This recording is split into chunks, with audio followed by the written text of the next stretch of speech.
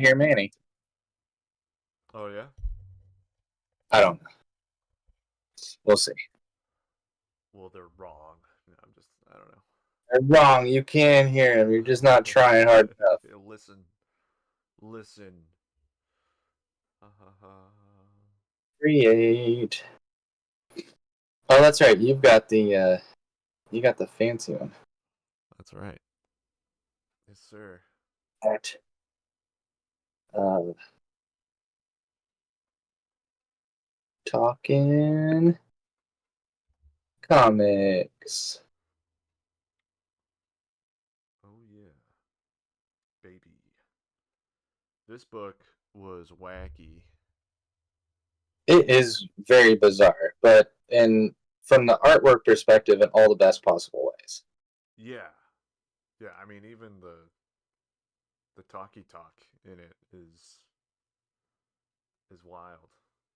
Um, very much like an old literature kind of book. I feel like I know he's definitely like pulling from old Renaissance stuff or like stuff from back in the day, and he talks about that on the if anyone finds that interesting, they can look listen to the Felix art podcast about this book with Trad Moore, and he dives into that a little bit. Um, Yeah, go listen to it. Like now. yeah, I mean, yeah, well, not now. Like after we get done. right. But it was cool listening to his insight about it, about the creation of this thing. Because as I was reading it the other day, I it I don't know, it just every page that I turned, I was like, this dude's drawing his heart out right now. Like this is insane. Just all the stuff going on throughout it and whatever, and like the theme of it and kind of stuff. Um, Sort of like dealing with loss and then also like nurturing people that are enraged and all this stuff. This is kind of what like Doctor Strange does throughout the book, but he's, listening to Trad Moore talk about it. He went through something. I don't know what it was, but is very personal to him. And apparently, he gave his mom some issues of it, and she like described, this is from him, that he described that she could only read it alone because she would start crying even though she could barely like understand it, but she did at the same time. So, and then he was just like, that's the highest compliment I could get because I got a reaction out of you. So he's very much an artist, a true artist, Tradmore, and also one of the nicest men, one of the kindest people in comics. Along with Everyone calls him a true sweetheart. he really is, dude. I mean, meeting him at Heroes Con, hanging out with him for however long we hung out with him, because it was like I went to the bathroom, I was about to walk to my about to go to sleep, basically go back to our hotel room, and then I come back, and then Riley's got his arm around some dude with super long hair and looks handsome, and come to find out that handsome devil is Drad Moore. Um, and Riley's just like, "Oh, Drad, you gotta meet my buddy Manny." I was just like, "Hey, dude, you're Drad Moore." Hi. Yeah, and he's just like, "You're Manny." I was like, "Yeah." And then I know Kevin was just like, "Dude, you're the man." And then Tradmore takes his finger and points at Kevin's chest. And he's like, "No, man, you're the man." So he's a cool dude. Good vibes. This guy, super long hair. I'm sure it flows in the wind all the time, and he feels so good about it. But Well, so it's interesting because the first impression I ever had of Trad was when he was doing Luther Strode, right, and there are a couple of just write-ups of interviews with Trad, and I'll, the pictures they used were Trad with like super short hair, yeah, yep, I know what you're and talking about. so when Yeah, oh my gosh, so when last year walking around Heroes Con, you and Riley are like, dude, we just got to go say hi to Trad. We got to go say hi. And I'm like, Yeah. well, good, because I definitely want to get my Doctor Strange #1 signed by Trad. So Yeah. Going over there, I'm like, wait, I saw this guy sitting over there the whole time. I had no idea that was Trad Moore, just because his hair is now incredibly long and does like the pictures that I saw, They're not updated. 5-8 years ago. Yeah. Just they don't do him justice. He's a handsome fella. Yeah, right. So I want to talk about the book first, just the publication that we have, because we each have different publications. We tend to do that in our strangeness, and I apologize if you can hear my dog just rolling around on the ground behind me. But I am the comic book geek. I am the single issue collector. Weirdo. Kev may have single issues of, I know. Gross. Kev may have single issues of this. But what I love so much, I mean, Trad regardless, but you kind of get like the Felix crew that jumped in. I don't know if your edition has all the variant covers, but I definitely had to pick up the Daniel Warren Johnson variant for issue 1. I want to say he had was there a second variant by Daniel for this? I can look real quick. They're in the back of the I want to say there's like a Stephen Green variant. You can probably tell better than I can. No, there's just one Dan one, and one James Heron one. Ian Bertram also did one, and that's holy smokes. Oh, Peach Momoko did one too. Oh my god, that was sick. I should see. I probably couldn't find a Peach Momoko for cheap, but bro, she's insane. Yeah, so good. Shit. What's up, Brock? How you doing, bro? But dude, yeah, like this whole book is wild, and it kind of reminded me of let me see if I can find it. Lone Sloan, the 6 Voyages of Lone Sloan. Let me see. It's a Philip Drouet book, I believe is his name. Lone Sloan? Is that what you're saying? Yeah, this is the book right here. I'm pulling it up. There might be a delay for you on the stream, but it's very much trippy, and very awesome. But the wait is over, Manny. When I try to join your stream, I get that wonderful, the wonderful advertisement. Okay. But these books, man, the Lone Sloan books are crazy, super crazy. And just a whole lot of detail in them too, and like the weird layouts and stuff. And I feel like Treadmore didn't say that he was pulling from this or anything, so he probably didn't. But I see a lot of similarities with it and the wacky like designs that this dude does in it. And it's very Yeah. especially this page with all the repeating stuff. It's very reminiscent of the stuff that we'll see in the Doctor Strange book. But yeah, these books are insane. Go check them out. Very wacky. Well, it is. How old are those Lone Sloan books? Because I wonder if they are an influence for Trad. I mean, you go back to his stuff in Luther Strode, and probably not so much the Strange Tales, but anything in Legend, anything in Legacy, he is really starting to develop that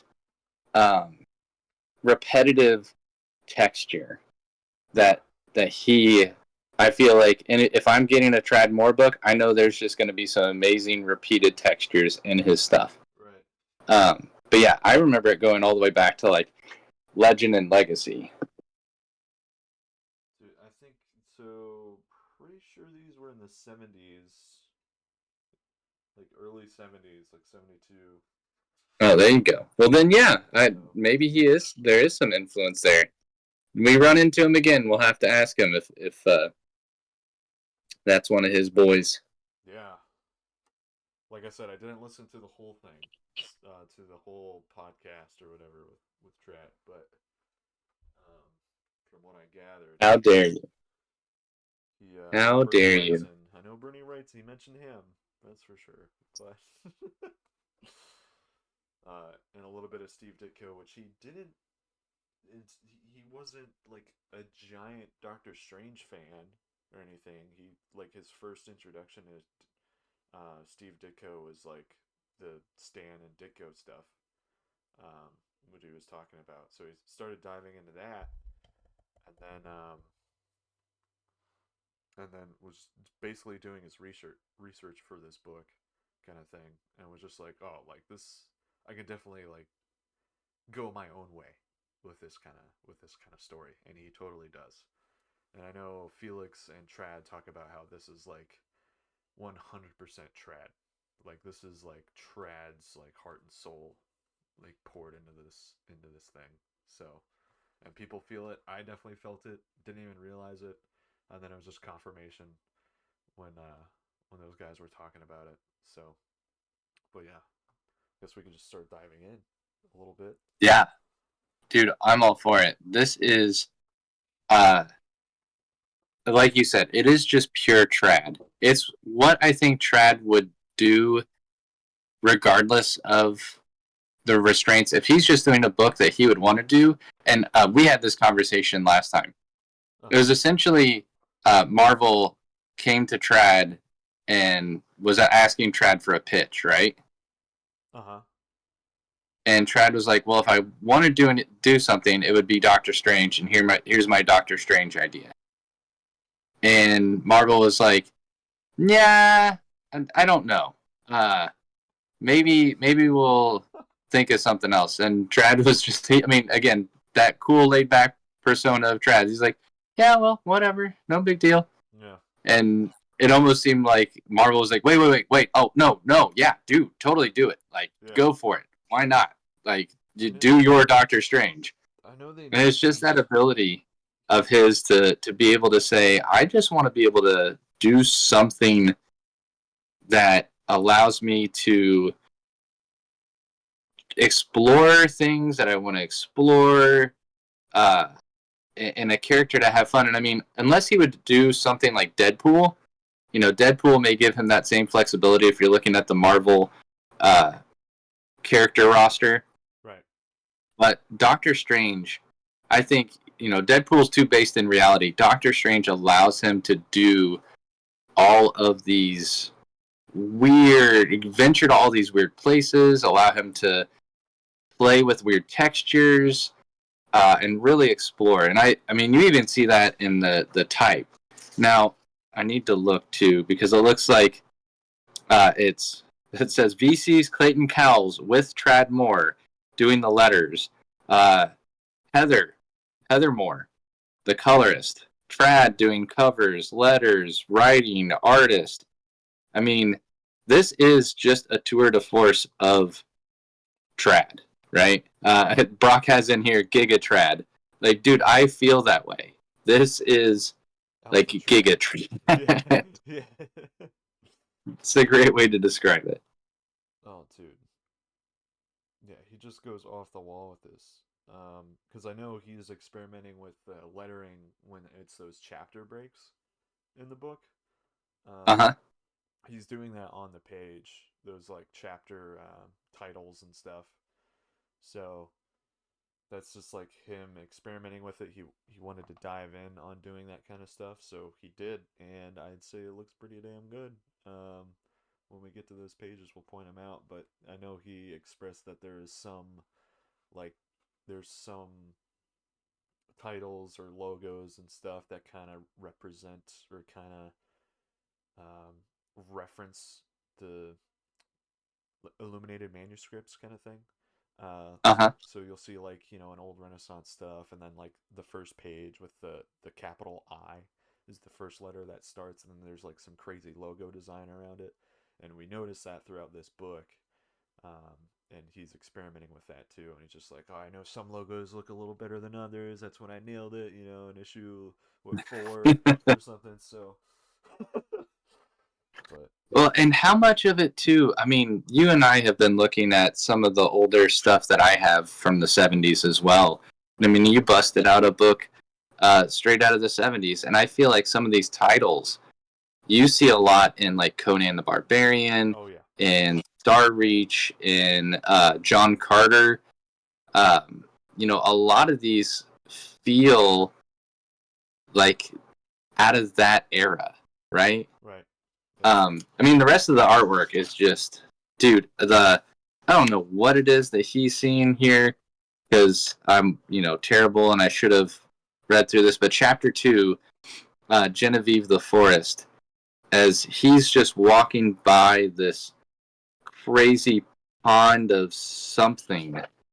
There's some weird thing that you see Doctor Strange kind of from a three-quarter from behind, and this weird thing forming up in front of him, and it just kind of dissipates and wanders off. Um, but that's again the heavy textures, the repeating patterns, all of that, just amazing, There's pure just Tradmore. the wackiness of the anatomy, how he like extends this giant leg on Treads or on Doctor Strange's leg. Just that weird rubbery like bend to it. Like he doesn't Yes. care, man. He's going for it. And this is what I'm talking about with chapter one, and then nothing, and then there's like wacky like those textures that you were talking about within the Oh my lettering and gosh. stuff. Like he's I'm pretty sure he's doing that on the page. So Yeah. when they were like selling originals, and I was looking at some of them, it was like 11 by 17. Also, there's some that are 22 by 17. I think those are like the double page spreads and stuff. But dude, I thought he was working a lot bigger. To be honest, I thought he was Right. going crazy Still big. working fairly small, right? Yeah, for the amount of detail that's in this, or this like crazy like design that he's got going with it. It's like every panel is immaculate. It's so good. I mean, look at the hat. It just and then we open up to this crazy trip. And I know that someone asked him in the podcast or whatever was like, does Trad do acid? Like, Right. did he do that when making this book? And he was like, I did not. I was as sober could be when I was making this book. So, I um, mean, I absolutely love his figure work. It's when, God, we're only in issue 1 and we're like 16 minutes in, so we're barely into any of the actual story itself. right. Which the story, I would say, in my mind, it's no offense to Trad, it is secondary. I do love some of his dialogue stylings, especially in the beginning. You brought out, the nothing panel from chapter 1. Yeah. I just love the beginning thought process of Doctor Strange, where he'll start off with, you know, a I found or an I am or a Yeah. and he's constantly going over iterations. The I found nothing, nothing, nothing, nothing, and then you get a panel later. It's like I am somewhere else. I am not here, and Yeah. It's just I'm iterations of the, that. and then there's rain. I'm the I'm dead, and then dude, it's crazy, so good. The colors too. Dude, Um, Heather Moore? Holy smokes. It's oh my wacky. gosh. Absolutely wacky. Like, this is like very poppy colors going on it. He mentioned an old Renaissance painter that he like experimented with. Like, he found one Renaissance painter, and I can't remember the name for the life of me, but he basically put the way they draw like these somber backgrounds, these somber trees and stuff, and then put like poppy colors to it. And it was just like, this looks badass. I'm gonna do that, and then basically went with it. If the name pops in my mind, I will express it at a random point. But goodness, he's going back into art history, trying to find some good notes, some good things to call back to, Yeah. which is cool. Oh And yeah. this is crazy. These panels are crazy. It's insane. I love it when he starts to experiment with type. I know that's something that you really called out when we were looking at Jonah and the Impossible Monsters and the way Chris Samney. And I know next time, anytime I meet Chris, I'm totally going to botch his last name. It's probably Samney or, Yeah. but um, dude, there's some panels where he really plays around with uh, the type. Yeah. And I know it's as you get further into this book, he meets the deer. He's going through the forest, and there's a panel in the top left-hand corner of what I'm looking at of issue 1 where it says "bong," and it's not just the type itself that he's playing with; it's the different overlaps and overlays of uh, the colors. You kind of have almost this sound effect looking bar going through the base of the panel that looks like it could be the trunks of the tree, but it also looks like it could just be vibrations that relate to the onomatopoeia. Yeah. It's just so cool. And when he's fixating on certain things, and I think he carries this throughout the book, um, there are several times where a character will breathe in and out, or they'll cough, or they'll do something. And the sound effect just looks like it's coming right in or right out of the characters. Yeah. So again, he's playing around. It's amazing. Yeah. Especially this hand that I'm on on this page. I love this hand. It's just so like abstract and it's very like he's being very conscious about the lines that he's putting down too. There's no noodling really. It's like I put this deliberate line down and a few more. There's a landscape. I put a line down or whatever. There's his cape or his cowl or whatever, and like it. There's no cross hatching. There's no. It's just Right? all crazy textures and just confident lines. Like he's always had those lines, like especially in the Yeah. Luther Strode, like even Kim Jung Gi was looking at his portfolio and was impressed with like the draftsmanship and stuff, and he was just pointing it out and everything. And that dude was a master. I mean, he is a master. R.I.P. Yes. But Always will be. yeah, exactly. But I mean, you're getting praise from like the man, you know. Yeah. And then now you're The doing man of character and figure drawing and of, yeah. draftsmanship and just everything. Now he's like, it feels loose to me. Like this feels a lot looser than the other stuff. Um, but that I mean that's not a bad thing. It's like he has so much control now.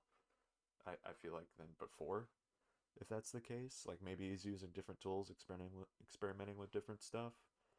Mm-hmm. Like every line in Luther Strode was like there was noodling going on. It was also very clean and stuff. Very clean. Super clean. With this one, there's wiggle, in the lines. There's a, like less noodling, but it's the design, the silhouettes and everything. I always talk about that, but it's clear what's happening, and then it gets crazy. Like there's these calm moments that like in the forest of him meeting the deer and stuff, and then that makes those chaotic pages even more chaotic. You know, Yes. which is amazing. I'm just ranting now about Tread, Well, but I mean, you called that out because as you go through it, there is just this way for him to start to calm things. And before things get too crazy, it's like, we're going to do something to really set everything apart, to mess with the colors, to mess with the way that we're positioning panels or the way we're overlaying things. And then it's like, okay, now we're going to bring it back. We're going to settle the colors down as to almost not overwhelm the reader. And gosh, we talked about this too in our past podcasts or past live streams, but so many artists rely so much on just letting the page do the storytelling. uh-huh. And I feel like Brad had a story to tell, and really it just kind of fell out of him Yeah. because they're almost pages that are Alan Moore esque, where there's so much dialogue Yeah. and it's so heavy, and he still finds places for the artwork. And then there are other pages where you may have 15 words across like 2 or 3 pages, Yeah, and the rest of it is just visual. dude, I know he mentioned that he was thinking about a story for years. Like basically this kind of thing. Like everything was like kind of in place. He just didn't have the avatar, is what he said, um, Uh huh. to tell it through. And then once Doctor Strange came up, maybe it was in a pitch or something. I don't know, but once Doctor Strange came up in that idea, he was just like, "That's perfect. Like that's the avatar to tell this story, basically." And here we go. Like he did have this loose idea for years, apparently, and was able to express that in this Doctor Strange book, which is awesome. Like energy well put, you know. Yeah. So goodness. And I don't know if Brock is going crazy in your chat, but I am very curious if Brock has ever read this Doctor Strange, or if this is something new to him. I don't. I know he just recently got back into collecting, so I didn't know if this is something he had advantage Oh to never read it. Brock said never read it, dude. From a visual perspective, you will not be disappointed. yeah, One hundred percent not this disappointed. book kicks From a ass. storytelling perspective, I still get confused about what the hell happened in this 4 issue mini. But Yeah, I love what I'm looking at, so it's not such a burden, right? It's not, well, that was weird. Don't know why I did that. Um, but I've kind of skipped forward to where Doctor Strange has found himself kind of invading the castle, or walking through the the different catacombs of this um, weird town. oh I don't know what you would call it. yeah, yeah, Uh, but we finally get that same energy that he had in Luther Strode, dude, the action. in this amazing, crazy fight sequence that, Yeah, again, I'm just like, what in the heck is going on? I love that the cape, we've known from the Doctor Strange movies, the cape is alive. right. And so you see points where the cape is fighting and pulling Doctor Strange in certain ways and trying to get him out of harm's way. And then other times, the it feels like the cape is messing up, and so he gets hit. But dude, it is just so good. So, and Yeah, the the 2 page spread. I mean, I would not think of some of these layouts. They seem on first look just so bizarre and all over the place.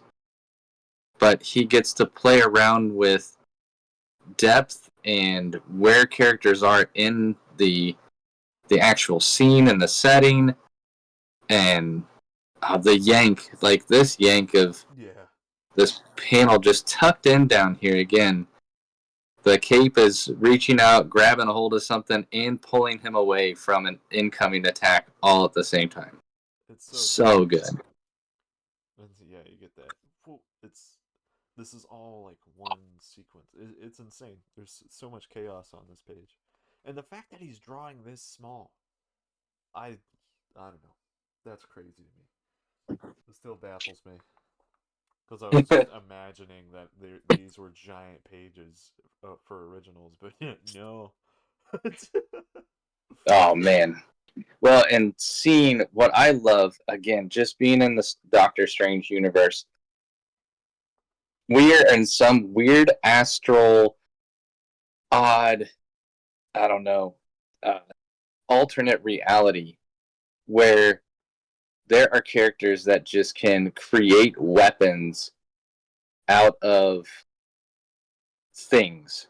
They can create things out of things. It's Right. the wonderful way that artists can just approach, hey, I want to make something happen. Okay, well, what happens? Well, so this weapon just manifests.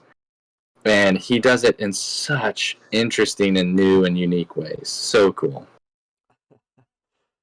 I mean, his the way he can basically described form with his lines. Like I'm looking at this monster with a sledgehammer, this like suit, and looking at the biceps, how they curl up, and then looking at that extensor, like on the forearm, and then it's you can tell what every muscle is, like the major muscle groups, and then this is clearly the fingers.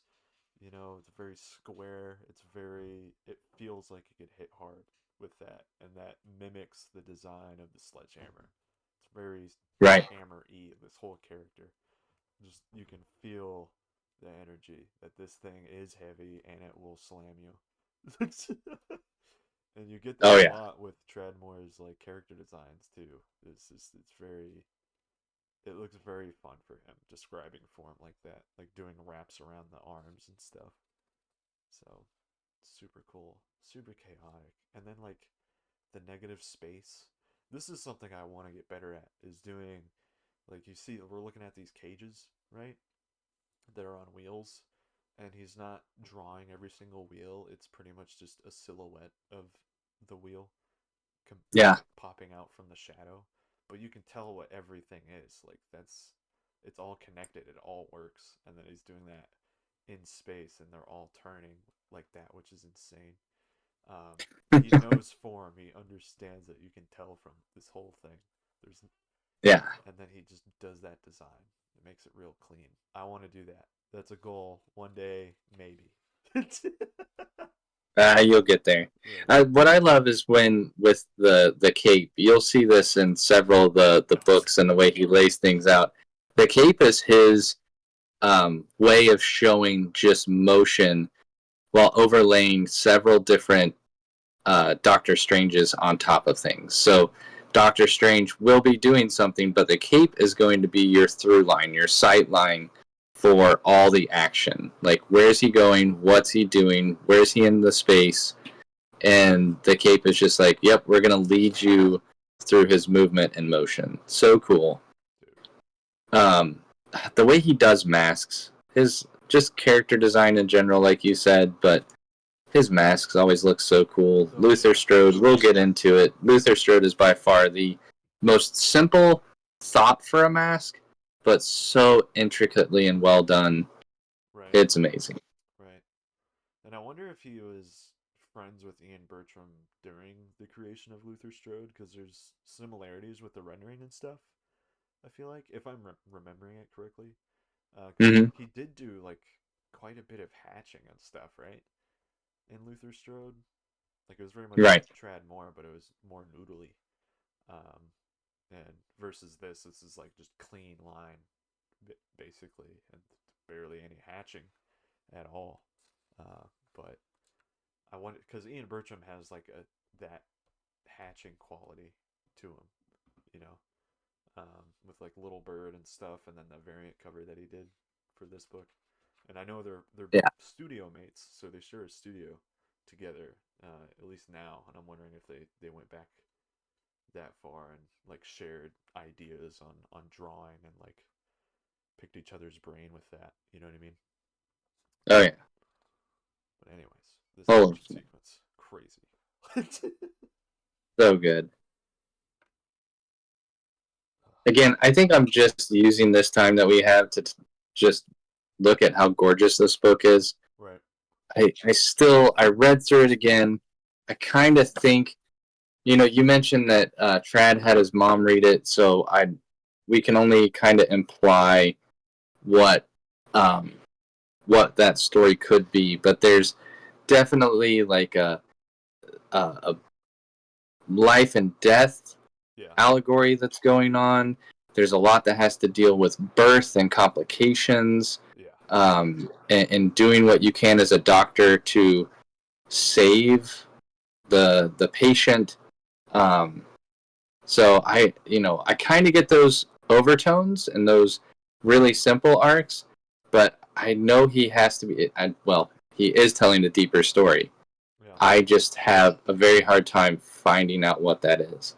Right. And at the start of book two, because I've jumped ahead, so apologies there. Oh yeah. You got it. Um, he has started to tell this multi-layer or multi-step story, and this continues past issue 2, talking about the coin and the separation of these two pieces, or this one person, right? This one person is split into two.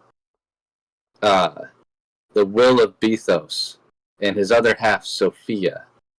And the fact that it was all brought about by this coin. And we'll start to see more about chance and the you're never guaranteed something. It's all by luck or chance or whatever, and the flipping of coins. So, but yeah, you almost get this Genesis story from the Bible just as a framing for whatever this is um, in Doctor Strange, because it's like Bethos and Sophia beget 12 children: the Aeons, Eos, Brina, Cord, Dane, Un, Frienden, Goga. Like, just there's 12 of them, Right. and I'm like, okay, cool. What does that mean? But I don't know. I don't know. I read all this. It is so cool. But you know what really matters is when I turn the page and I see this freaking crazy interlude drawing of an upside down knight with an old coin that's overlaid by a red sun, underlaid by a white moon. It is trippy beyond trippy. So I'm really shocked when you're like, yeah, he was clean and sober for this. Yeah. Right. Because I was thinking the same thing when I was turning each page. I was like, this dude, is he like, you know, was he, tripping balls and then but no, he was just like basically it's like I don't want to rely on something to like spark inspiration. Like this is all, he'll do, sure, he'll do it for recreational use, but he's not going to do it as like a way to make Just to be stuff. creative. Yeah. He's like, no, Yeah. I was sober for this. So, which also he talks about art as like this is his journal basically. Like art is very personal to him, and I'm pretty sure he's keeping issues 3 and 4 for himself. I think he sold issues 1 and 2, like the original art. Uh huh.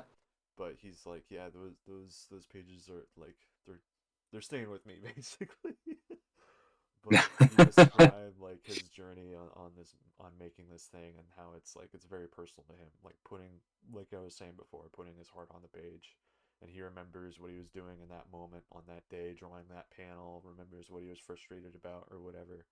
So it's very interesting hearing that from him, and then hearing that with like similar qualities with Steven Zapata.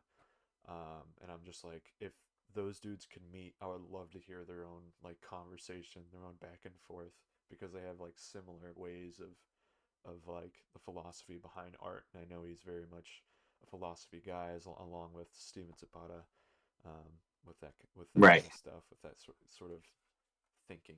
So anyway, get back, but No, no, no. I mean, I think it's incredible, especially when like he's able to again create kind of this dichotomy between these two characters, and you don't think much of it. Again, he's trying to tell something much deeper and set that up, because we get the night interlude, and then we meet Sophia, from the early on story, and this Sophia, we don't really understand what type of being she is. An Aeon, whatever that means. right, Um, so we don't know if traditional and the way that Aeons are described elsewhere.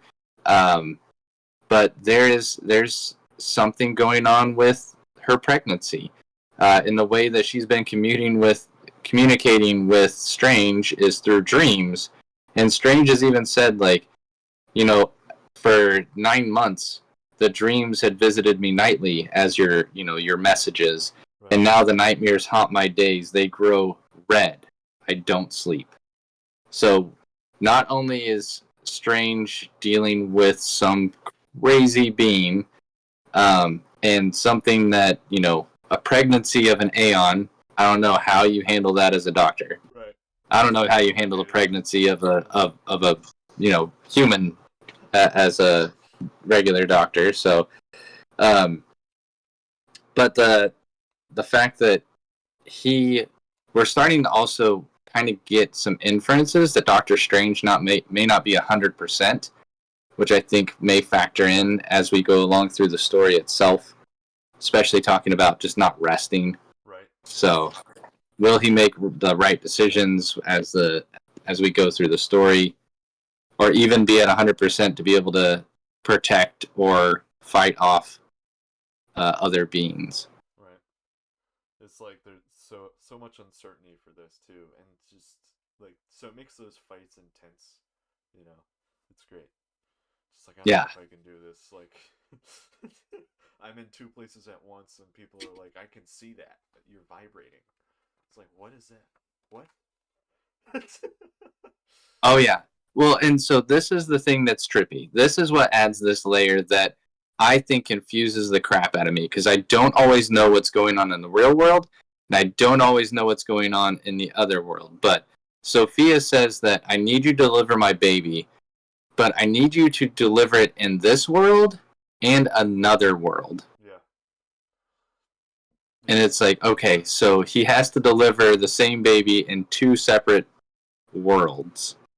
It's Which, crazy. again, leave it to Trad to think of something like that. We're Yeah. going to give birth not just in one realm, but in two. Put into to waste the fun. Oh man. Yeah. And so we have this second world that we see. He's been captured at the end of issue 1, and he ends up being in this crate, being hauled off by these things he battled earlier. Right. Um, and so we know he's on Earth. He's in this other world, but now he's going to talk to the individuals he's captured with, not there in the cage itself, but on the astral plane. So we are just going Doctor Strange to the nth degree. We're in dimension upon dimension, and then we're going to add another dimension Yeah. just so we can talk. Yeah. Which is wacky. And like how Trend uses these crazy textures, man, and it feels like cave paintings almost. Like this is what I was talking about with like illuminated manuscripts.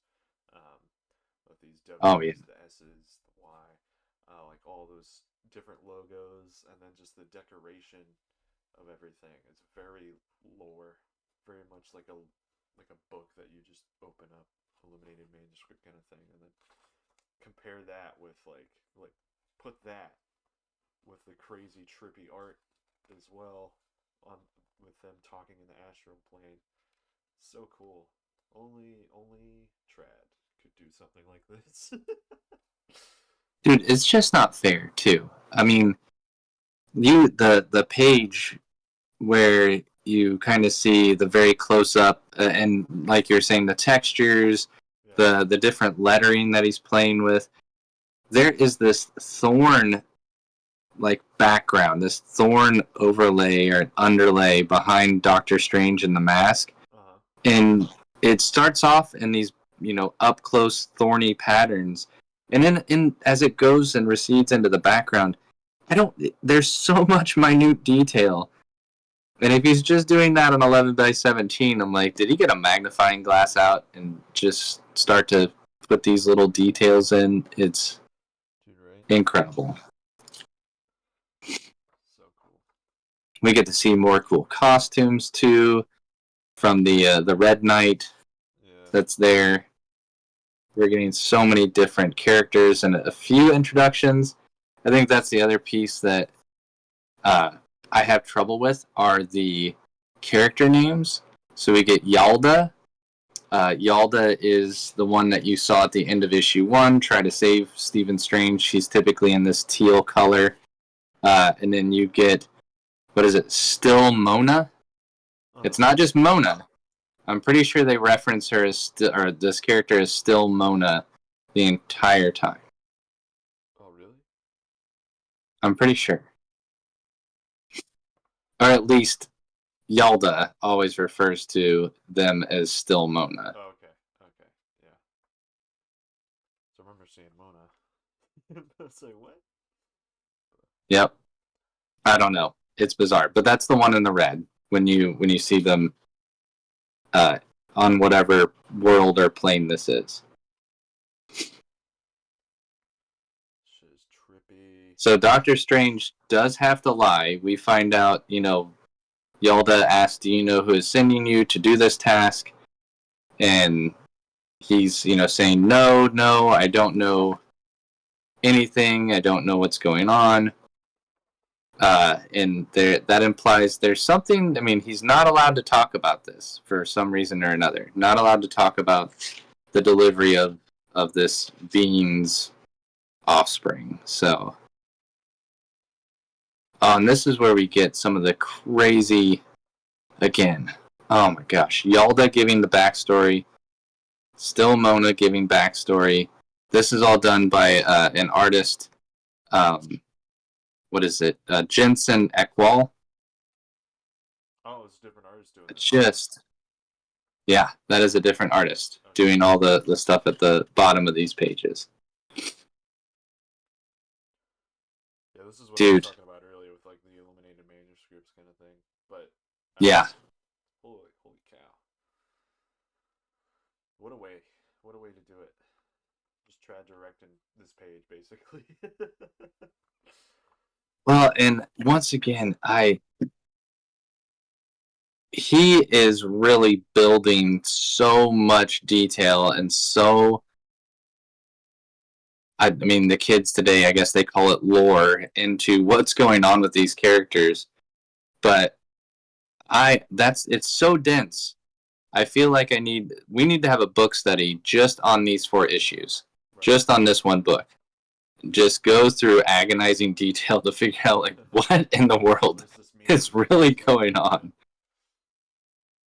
I mean, that's like the world that Steve Ditko and Stan Lee did, huh? It was just like this crazy, trippy thing. He was just into the occult, and like Steve Ditko was into the occult kind of stuff. So he's just like, let me experiment with that, and then boom, Doctor Strange exists.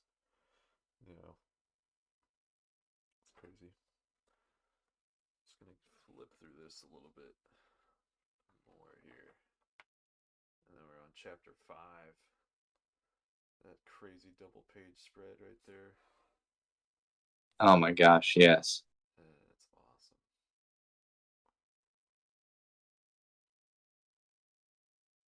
And we see again there's a bell that continues to toll because it's not the last time that we'll see Bong but this time he undercuts it by laying over that chapter 5 header at the top. Yeah. We do see these 2 red suns that continue to not be completely aligned or misaligned more often than not. Yeah. But yeah, there's just so much going on. I'm trying to see. There's Yalda is talking to him just before that double page spread. Uh-huh. And let's see. Oh god, I can't go through too much of this stuff because it gives so much away. But Strange is just asking, is there an alternative to doing what it is that Yalda is proposing? And she just asks, "Are you a firstborn?" I am. Oh yeah. And she goes on, "Well, let's see. Well, that gives you 3 options. So apparently, as the firstborn, you only have 3 options in this scenario. 1, you die in the body machine. 2, you die by Bethos at sunset. So remember, there's Sophia and there's Bethos. Or 3, you travel home somehow and die of cancer at 50. So, sounds like the options here are death, death, or death. At So, some point. Yeah. yeah, at some point. So, not all great options, unfortunately. Oh my gosh. Once again, now we start getting after that 2-page spread. I love his figures. I love in this book just feels like he gets to play around with his line work. Yeah. Whether it's his crazy patterns that he does, or I love how loose this astral projection of Doctor Strange is. Yeah. Yeah. Just like that, like earlier before I was talking about like the rubber legs, you know, Yeah, he's not afraid to do that with the poses, but he makes it work. You know, it doesn't look he wrong. makes it work. I mean, it is anatomically incorrect, but Right. it looks damn good, so we're keeping it. Well, and it does feel like it's almost to your point. He's not going to sit there and agonize over something that at the moment is doesn't need to be agonized over. In astral form, I mean, I don't know of anybody that's experienced that can draw an accurate picture of what that would be. Right. So he is able to play around with those shapes and almost do that sketchbook quality look to it because of the character and what they're currently going through. Right. I'm gonna start flipping through this a little faster. Yeah. No, Um, that's why. Oh my god. but yeah, these pages when it starts getting wacky or wacky it's like this action, this dude just transforming is Still Mona. Yep. Still yeah, Mona, like going crazy berserk. yeah. And then kaboom, turns Oh, into a dog. that Dog with big transformation ears. sequence. Yeah, Oh, that's I love that transformation sequence. That's so cool. this is The such a claws, like the such a eyes, and Elden the Ring horns. thing. Have you played Elden Yeah. Ring? Yeah, this is like boss phase 2, you know? And it turns into a Oh my dog. god. Now they got like superpower uh, wind ups and shit. Oh man. And I think I absolutely love this Doctor Strange when he powers up and he's got the eye in the middle of his forehead and then the six eyes on the rest of his face, and each eye is essentially looking in a different, you know, way or uh, Dude, just his power up mechanism, right? I can see all around me. this page And is crazy. That which double one are you page, on? the double page spread with when him flying through Oh my god. the thing, and you just see the like follow the cape, and you're like, where is he? What is he Follow the at? cape. This is crazy. I mean, who thinks about this? Like all of these, it's just a dream sequence every single page turn. Like, and he's not like designing. I'm pretty sure he's not designing the environments like back to back. You know, unless Right. like I'm not familiar with other Doctor Strange stuff, so maybe there's like a whole bunch of environments that he's pulling from, like in the Steve Ditko stuff too. But I don't know. I gotta go look. I have the essentials of Doctor Strange on my shelf that I have yet to crack in. Someone just gave it to me for free, so but it's like a black and white version of Doctor Strange, the Steve Ditko and Stan Lee era. So Oh, that sounds awesome. yeah, I gotta. This makes me want to dive into it because Trad and I were both like, yeah, I just looked at the base, like the first stuff, and I was like, yeah, I'm sold. That's Right. Yeah. Exactly. all I need. It's like, okay, cool.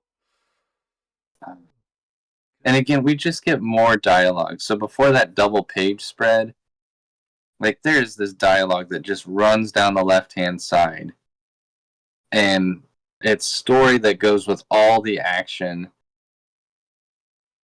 Oh my gosh, I just don't. I don't know. I have so much trouble formulating words around how he's able to number one maintain all this in his head and then actually bring it out onto the paper. Right. And Yalda, I absolutely love Yalda. We'll see more of her in this form that she takes of this stingray looking thing. She's on the 2-page spread, like over in the left hand not in the full left-hand bottom corner, but she's like that teal and green looking character. I mean, she'll pop up in that form several places, but that like Stingray form is so flippin' cool, so sleek. Yeah. Gives her character personality.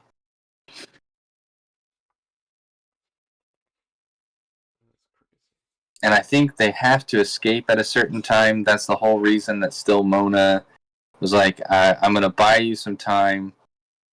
So they're trying to make their way out without touching the. Again. Like, I don't know. Do they touch the ground? Are they still supposed to? Are they not supposed to? I don't understand, but they keep bouncing back and forth until finally they can make it out of this space. Yeah, I was just like, I have no idea what's going on right here. So I know. It's like some big giant machine thing is pooping. That's what Right. Yeah. Big giant demon thing is pooping blood. I guess I don't. I don't either, but the hand Bethos must have given them power. So somehow Bethos is like empowered these monsters. Oh, dude. Last page where they like fire up through the hand of this giant creature. Oh yeah. Oh, it's so crazy. Doctor Strange. I love the old this is classic Doctor Strange logo. Like lettering. Yeah. So cool. Oh, and we see a bong in the background again of that last panel. So there's the bell that continues to toll. Dude, Alright, I'm gonna keep looking through amazing art. Yeah. This is all I'm doing. Yep. I don't really have much else to say about the story because once again, I don't understand this story. He's supposed to be delivering a baby, but he's also supposed to be escaping from this other dimension. Dude, I don't understand. Escaping from this hellscape, and it's this page would be amazing to have that. Oh man. Whew. It's like the Satellite Angels. Chapter 6. Oh my gosh. And it's so trippy. Yeah. What? Oh, don't worry about it. My name's Treadmore, and I'm just good at what I do. Yep, just amazing. Just amazing. Somehow Yalda calls down this other hand that like takes off the arm of this red beast. So they hopefully can have just a moment to escape. But even that, like the arm of the beast like reemerges and they chase after them in this crazy sequence. Right. And I feel Oh, dude, I just this panel of that demon running with the hand sticking out, is that similar to a Luther Strode panel? Because I feel like I remember this in Luther Strode.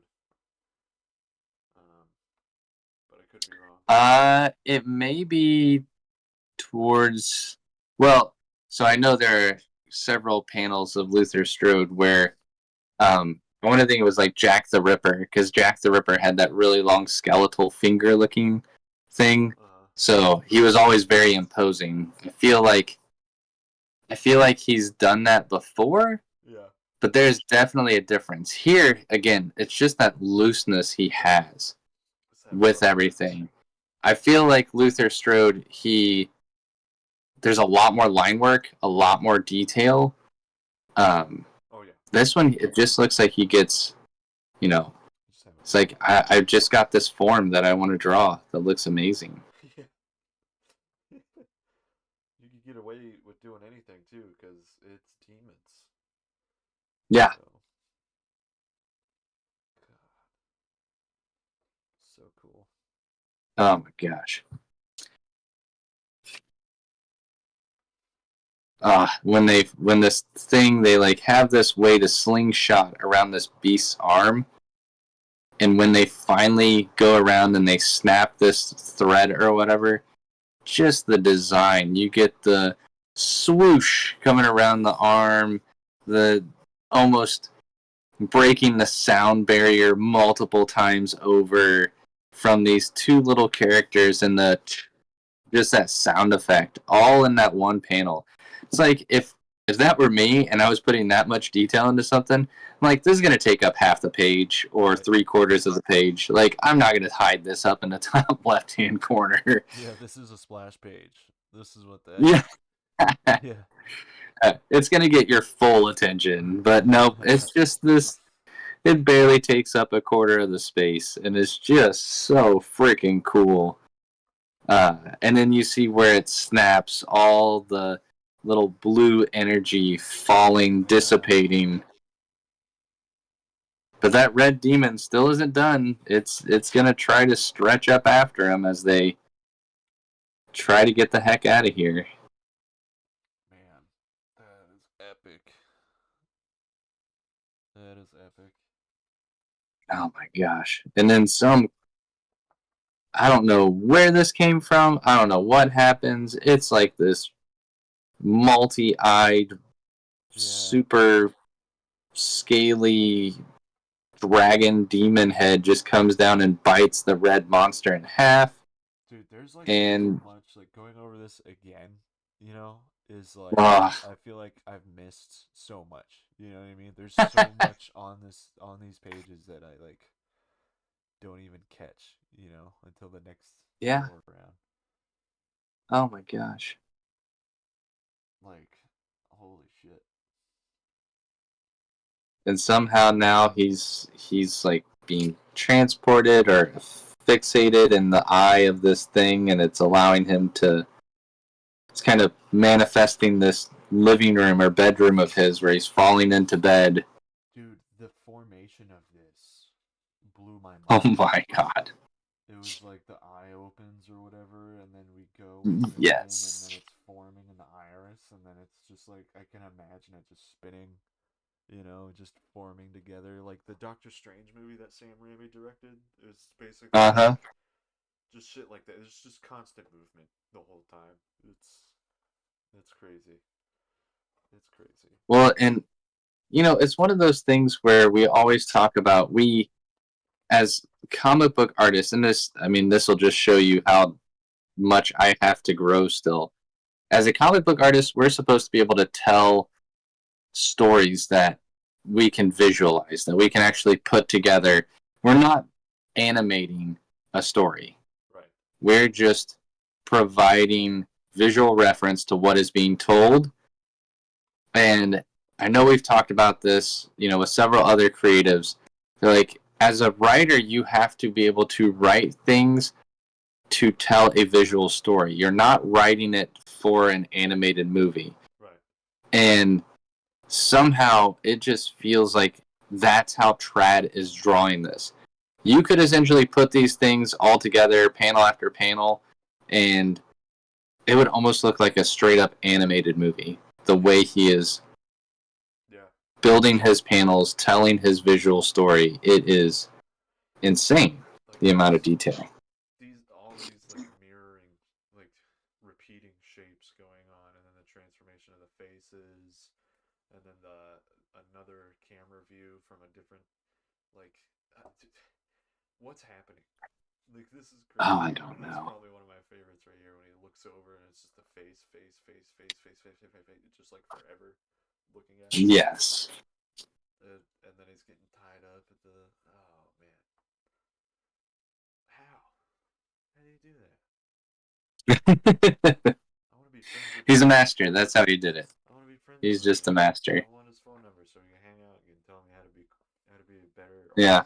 artist. Please just help make me better. Can you? And he would be like, "Just draw what you want, man. Just draw what you want." Yeah. That would be Just his do it. advice. I'm sure. Just do it. Just do it. Who cares? Uh, you get our third interlude Yeah. of the coin, and then we keep having this coin story told in the background. We get back to Sophia, after the coin story, and again, whatever this, whatever Sophia is, I have no idea. But what's implied essentially in the Sophia story is this delivery is on it, it is an eternity, Yeah. and it's all taking place while he's in this other space. I just, dude. Crazy. And then whenever Trad gets a chance to draw an animal, he does it, man. Oh, his Yeah. fox, is that it? Yeah, he gets a fox. We get a tiger kind of monster in the beginning of the story. We get that Oh, dog his man. fox. We get you know, it's awesome. It's sick. I love it. And I know I thought it was funny him talking in that Felix podcast. He was like, "I love tigers. Whenever I get a chance to draw a tiger, I'm gonna do it. Like whatever, I don't care." And he's just like, "You may think you like tigers, but you don't like them as much as me. Sorry." Right. I was just like, "What?" He's obsessed. That's great. Oh my gosh. It's like tigers and dogs. That's his thing. It's like, all right, hell yeah, you can draw the shit out of that. And this We sequence, see the corruption of Doctor Strange. yeah, Oh, it's so cool. So flipping cool.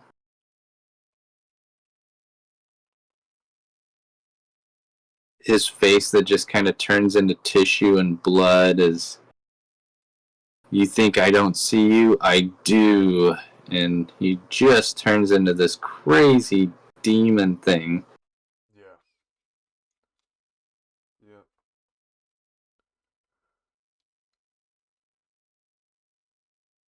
Gosh, Yalda, that's not even your name, is it? What are you hiding from me?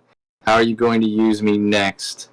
Bethos? So he's essentially calling Yalda the other half, right?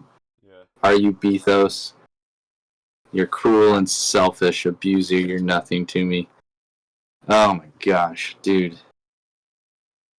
In the city, in that next page, it's like in the cloak, or in that like bottom Yes. portion. There's just a ghost version of it. It's ambitious. That's a lot. That's a lot to put on one page, man. Oh my gosh.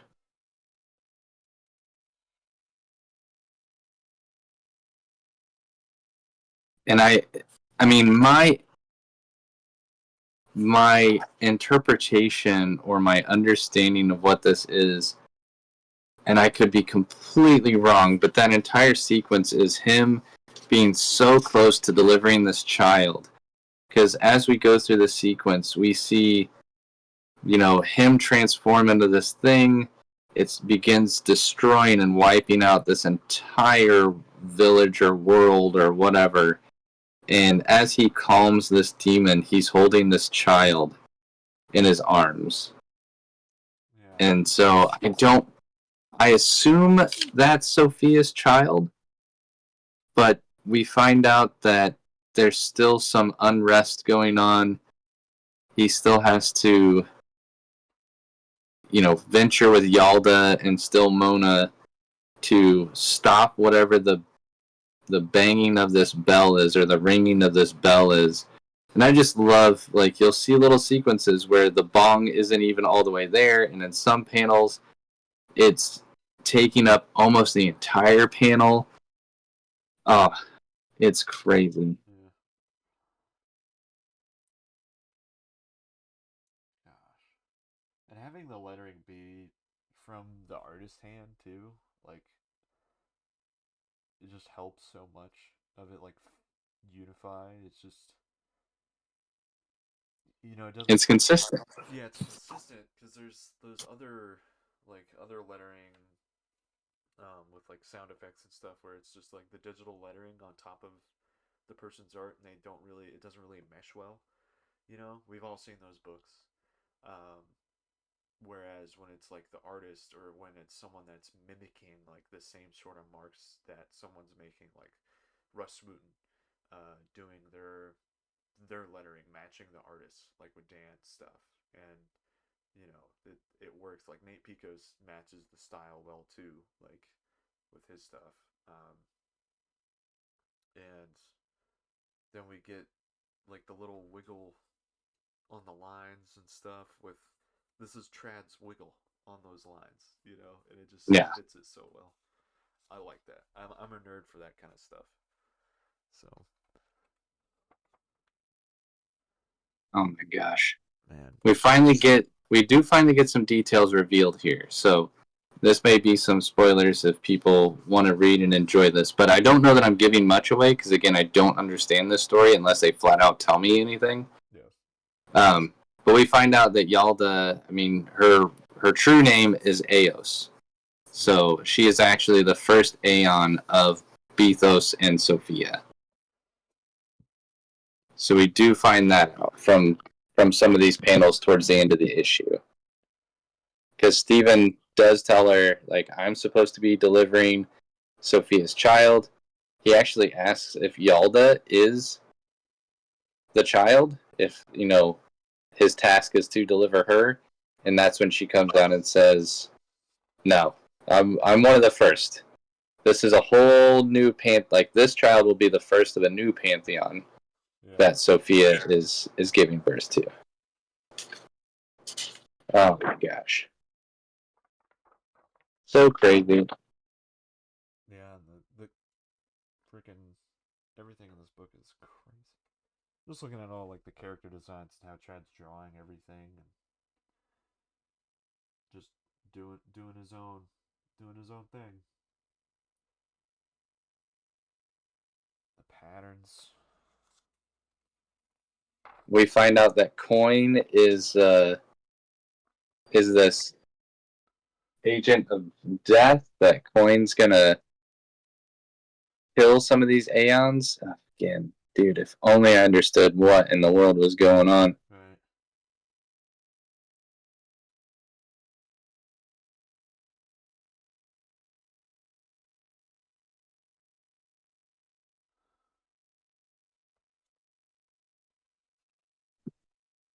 Oh Don't my gosh, so good.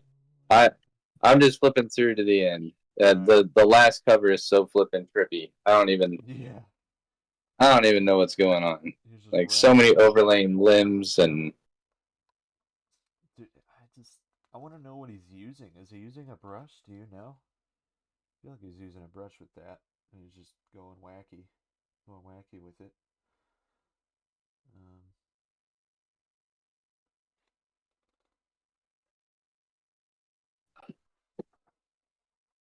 all right. On this the minimal we've gone through this entire book and we've seen some minimal design, but just these shapes of Strange in the last issue. I mean, you get all the implications of color and heavy shadows, but it's so pretty. It's so simple. I mean, he can go from these amazing, insane, over detailed 2-page spreads to like a splash page that I don't know if you count the lines. Yeah, I mean, you could definitely get away with 10, 15, yeah. something super simple. Right. Oh, Still gorgeous.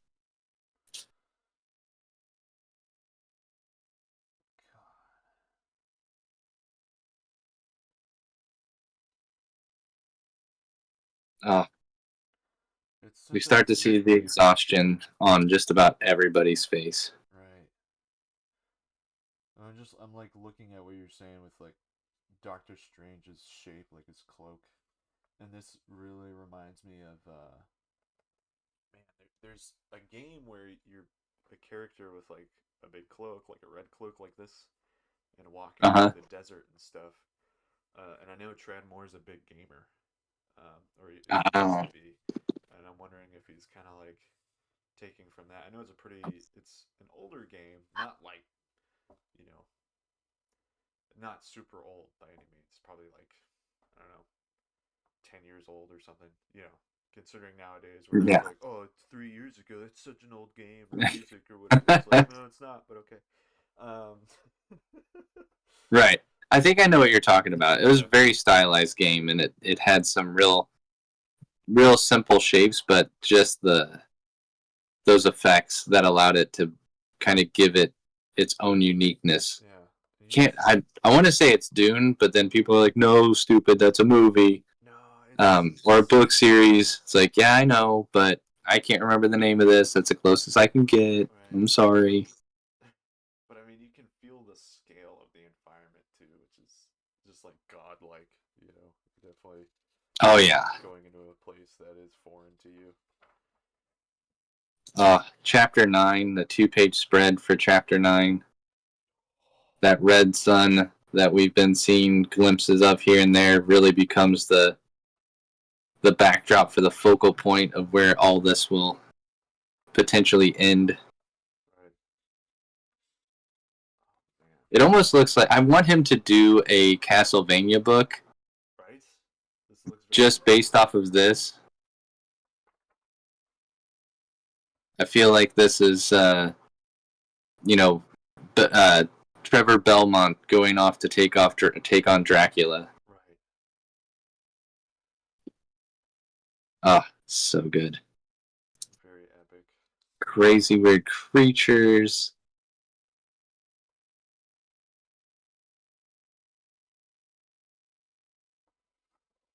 Again, I have no idea what these things mean. He comes walking up by these creatures to go into the castle. Autumn midwife, forthcoming chrysalis, may ash and cinder fertilize you. But they let him walk by. Like, it sounds so intense, but then it's like, yeah, go ahead. Do a Dracula book. That's all I see when I see the beginning of this book.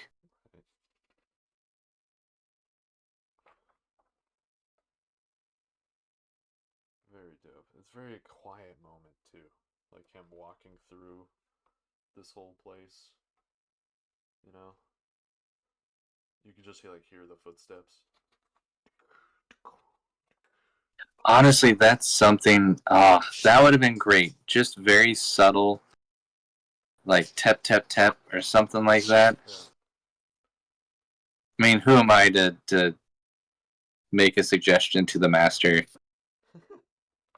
But it would have just helped kind of really set the tone that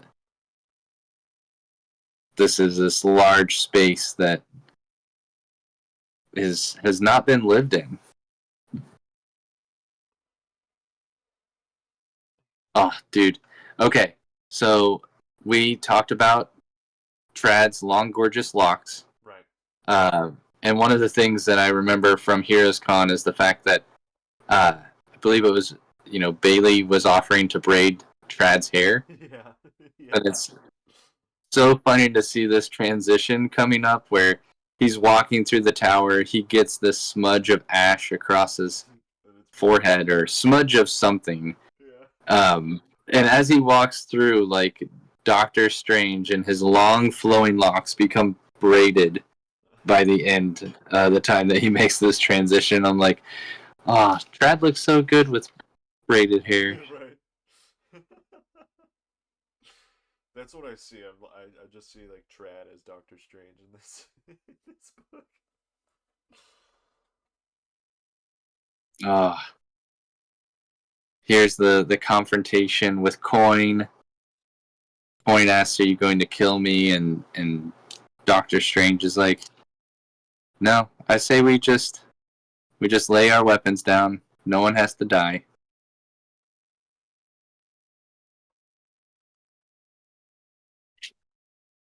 And this is very feels very Mike Mignola esque with those sword shapes. Oh yeah. You know. Well, those things have been everywhere. Like Yeah. that's the thing.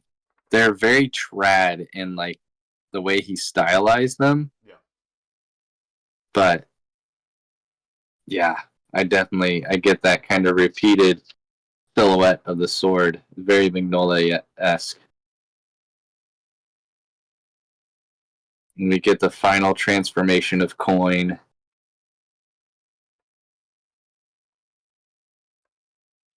I could be very dismissive of this, but the hands that all come down to form the armor. Oh my gosh. That is just grabbing on. Dude, that is such a cool idea. Oh, how dare you. I wonder if he was reading My Hero Academia, because there is a character, he's a villain in there that has these hands that are kind of in certain locations on the character itself. Yeah.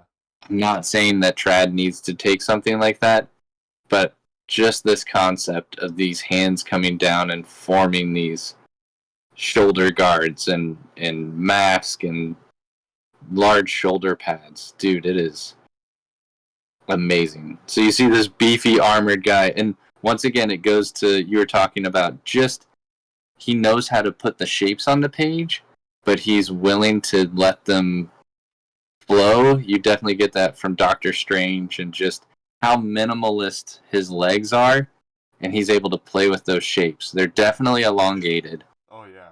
But oh, it looks so cool. Dude, I mean, fuck it. It's comics, dude. Oh my god. No one gives a shit about 2-page. accuracy. Exactly. We get a full 2-page action sequence out of this. Holy crap. That third eye. We have to wait until the 7th bell tolls. Then he'll be able to take the newborn from the altar, and Sophia will bring us home. Just stay alive until then. Just survive. Now, I don't know what else has been going on in this entire book. I know there's a baby. I know Doctor Strange is trying to deliver it. I know he just has to live a little bit longer. He's getting there.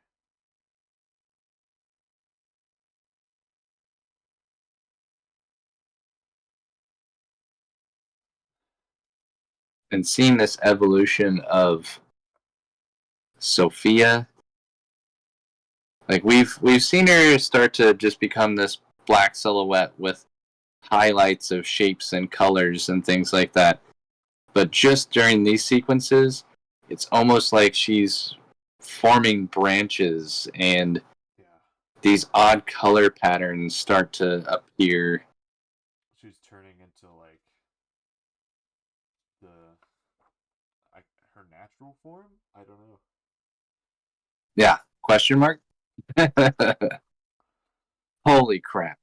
And can you imagine this? There's a 2-page spread where it is just repetitive box after box after box after box. Right. Just showing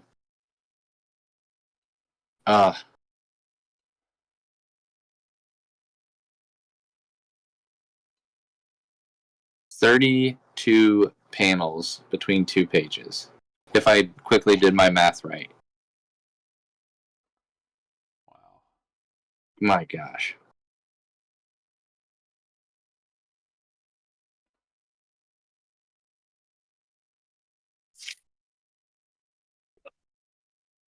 Uh, what a tour de force, dude. Like, that's all this last issue is. I want to do crazy, insane stuff, things that people normally wouldn't do to wrap up an issue or to wrap up a story.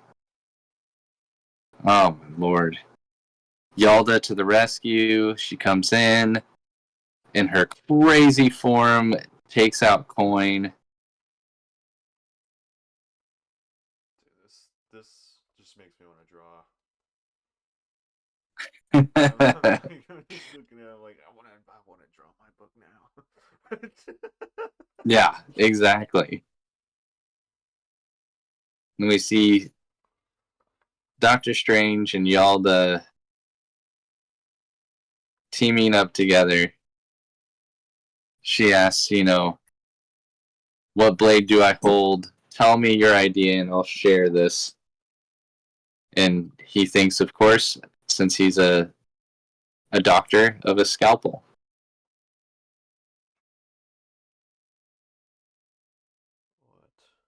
What? Oh my gosh. I'm just getting I don't even know. lost. I'm done. This is just gorgeous. I'm just going to continue to flip through the rest of the book. Yeah, I'm just put like So stitching amazing. up these pages again. Oh, I need to go and just buy extra copies of this so I can just cut these pages out and plaster them all over my wall. Right. Awesome.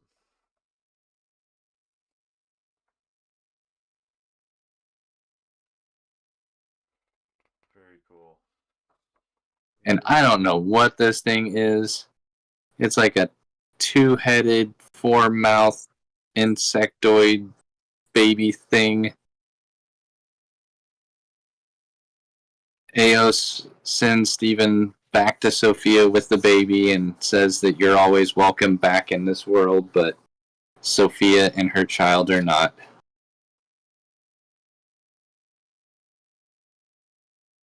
Sophia is not a judging mother. That's good to see because, she accepts the weird space insect universal baby monster and then just tells Doctor Strange, well, you know, you won't remember any of what happened. So it's almost like the past four issues of Insanity didn't even exist. Right. It's almost um like going straight back to the beginning with chapter nothing, chapter 1 being nothing. Yeah. Because the book ends with nothing, with him repeating it and then being in that same pose. Let's see. Oh, dude, that's such a good call. I didn't even realize. Now I gotta open issue one So and it's look like, at the nothing panel. no, it's pretty. It's not the exact same, but Yeah, look at that. It's no, but it's awful dang close. yeah, But yeah, such a great callback. I mean, I myself have trouble drawing the same exact thing to its entire specificity twice unless I'm tracing over something. So for him to do this as a callback after everything that he's gone through, yeah. What a good way to wrap that up. That's cool. oh. So again, I hope someone, if you decide to go out and read this, there it is. We get to see Eos or Yalna and still Mona there. We get to see Sophia and her weird space worm baby, Space Worm baby. and then Coin, and that's how we end it. Kind of wraps up, puts a button on each one of the characters that they've shown. Oh my gosh, I don't. I'm so glad. Once again, it's another artist book. If Kev were here, he could probably tell us like how this works and everything from a storytelling device. But I don't even know that would help me. This from a writing perspective, this thing is so dense, and for it to come from a writer really says a lot about uh, Brad's writing style and his visual storytelling. Right. I mean, he's a big fantasy guy. He loves Yeah. fantasy stuff. Uh, and I feel like that definitely shows. He's definitely playing with that fantasy realm, fantasy stuff. I mean, just the background on the cover, super cool. The shape of the castle, not even drawing every single brick or anything. It's just the silhouette. It looks fantastic.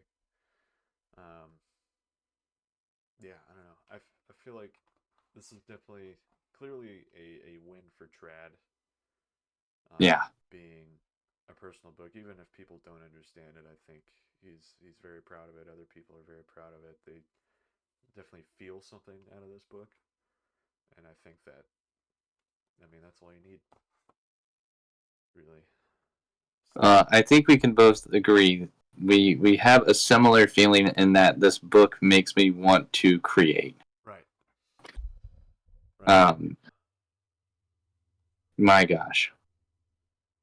Indeed. Again, if you love Trad's art, you will not be disappointed. If you don't know Trad, this is a great introduction to his art style, to the way that he visually works with characters and tells stories and builds worlds.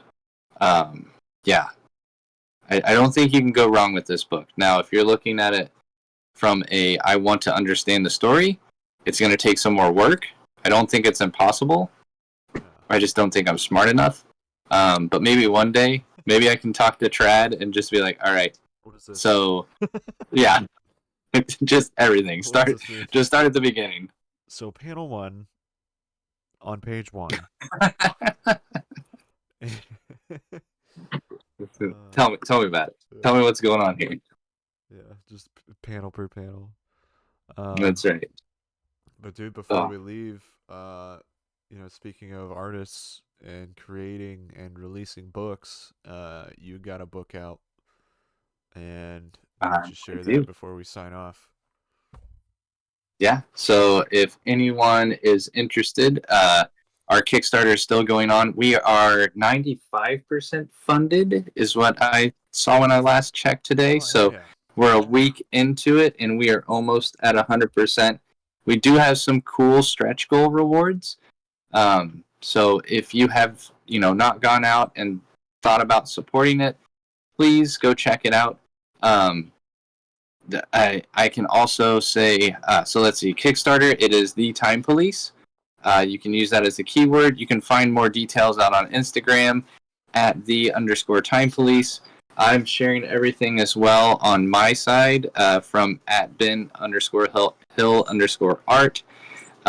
And we have some amazing variant covers. One done by at This Is Siler. It is a Lethal Weapon homage Oh, of the Time Police characters, it's or sick. done with Time Police characters. Oh, so good. Yeah, And Steve Cannon's colors, I think are awesome. yeah. It just gives it so much more oomph and power to it. Uh, and Manny, you did one as well, I right? did. I did do one. Yeah, yeah. I tried to do a little reference, a little nod to Back to the Future with the pose in the back there. But yeah, I had fun with it. I had fun with it. That's for sure. So go pick it up. Go pick up the Time Police. Go pick up all the variants. Yeah, all the variants. You want them all. And we have some cool tiers Yeah, too. Again, if you know cops enjoy coffee. it's true. So we do have a tier where you can actually get your own Time Police coffee mug. So check it out. There's fun stuff out there. They're amazing covers. And we are so excited to get this thing across the finish line. Hell yeah. So for all those that have supported us, thank you, thank you, thank you. And for those that are out there helping spread the word, thank you as well. Again, something that I've dreamt of doing for a long time, making a very professionally printed book, doing it at a artistic level where I feel like I can look at this and say, wow, I feel like this is representing my current skill. Right. Um, so I'm very happy with this, with what this is turning out to be. Hell yeah, So man. That's great. Good stuff. And yeah, and then there's me. There's the Manny. The Manny Draws. I got some stuff out. You can check it out on my Linktree, my website, YouTube, all that stuff. Kevin and I have been working on a world known as Renowned. renowned. We got some books available. So if you want one, you shoot us a message because our store is down right now. I don't have time to redesign the website, so you're gonna have to wait. Yeah, I mean, look, I've got two copies. This is the one I have closest to me. So this is absolutely gorgeous. I should get it out and show. Do you have the one with the 2-page spread or the Oh, the full wraparound. cover, Yeah. the wraparound. Oh, it's so good. Oh yeah. That was fun. That was a pain to set up for the print company though, or at least on my end, because I had to like overlay like with the cut line or whatever. Like I couldn't just upload the one like 11 by 17 or the whole image, Uh, which is interesting. Anyway, it was a whole thing, um but yeah, we got books out. Kevin and I have been working on stuff. Gonna have some stuff out soon too. Did an interview with Ben recently. That's out on YouTube. So if you want to dive more into the time police and the process behind that, friendship, family, and loving art, go ahead and dive in. So anyway, yeah. we're gonna call it a If night. you are tired of if you're not tired of Manny and I talking about comics, you can hear us talk about my comic. So, Yeah. There you go. Awesome. Well, see you around, everybody. yep. Thanks all. Bye.